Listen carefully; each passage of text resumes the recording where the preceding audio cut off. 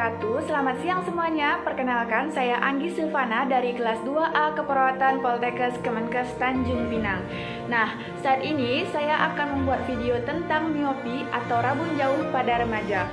Karena di zaman serba canggih ini banyak sekali remaja yang mengalami miopi atau rabun jauh. Jadi, selamat menyaksikan, semoga bermanfaat. Sebelum itu, kita harus tahu dulu apa itu miopi. Miopi atau penglihatan dekat atau rabun jauh adalah keadaan pada mata di mana cahaya atau benda yang jauh letaknya jatuh di depan retina atau bintik kuning atau kemampuan refraksi mata terlalu kuat. Nah, miopi disebut sebagai rabun jauh akibat berkurangnya kemampuan untuk melihat jauh akan tetapi dapat melihat dekat dengan lebih baik.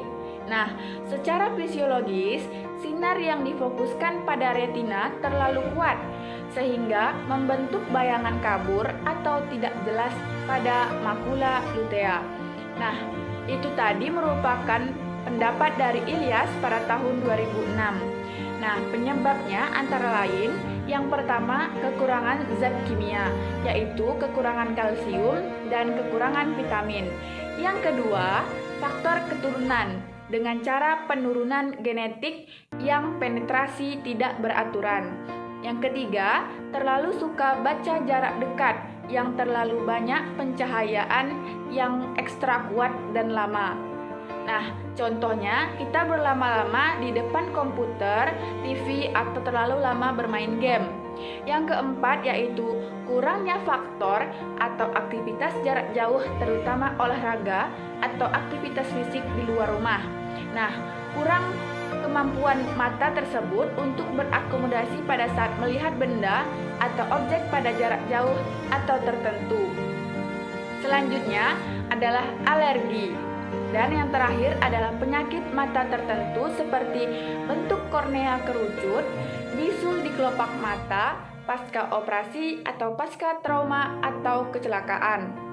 Nah, tanda dan gejala miopi atau rabun jauh yang pertama adalah mengeluh kabur melihat jauh, mata cepat lelah, pusing, mata berair, bilik mata depan dalam, bola mata lebih menonjol ke depan. Lalu ada strabismus dan selalu ingin melihat dengan mendekatkan benda yang dilihat pada mata. Kadang-kadang terlihat bakat untuk menjuling bila ia melihat jauh. Mengecilkan kelopak untuk mendapatkan efek pinhole sehingga dapat melihat jelas. Nah, selanjutnya adalah faktor resiko dari miopi atau rabun jauh.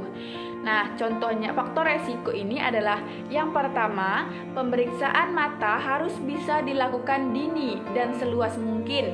Misalnya, bila ada faktor keturunan atau kelainan atau pengguna kacamata minus di keluarga ayah atau ibu atau kakek atau nenek, usianya 3-6 bulan sudah harus periksa. Nah, adanya faktor penyakit.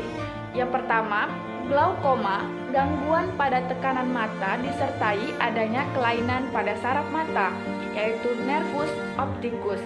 Lalu ada katarak bawaan, kelainan-kelainan karena gangguan selama kehamilan atau dan infeksi lain, pengaruh obat atau TBC, malaria, dan lain-lain, serta bayi prematur atau postmatur, bayi kuning, dan pernah jatuh atau trauma atau kecelakaan, dan lain-lain. Nah, tentunya ketika kita sudah terkena miopi, langkah pencegahannya yang pertama adalah jarak baca harus 40-45 cm. Aktivitas pemakaian mata jarak dekat dan jauh bergantian. Misal, setelah baca atau menggambar atau menatap komputer 45 menit, stop dulu untuk 15-20 menit beristirahat sambil melakukan aktivitas atau kerja lain. Lalu, pencahayaan yang akurat. dan gizi yang berimbang bila diperlukan sesuai aktivitas, olah fisik di alam terbuka, lalu massage atau sekitar mata dan otot-otot punggung dan leher. Tepat waktu pemberian kacamata. Baiklah, segitu saja yang dapat saya sampaikan. Terlebih terkurang saya mohon maaf. Saya akhiri dengan wabillahi taufik wal hidayah. Wassalamualaikum warahmatullahi wabarakatuh.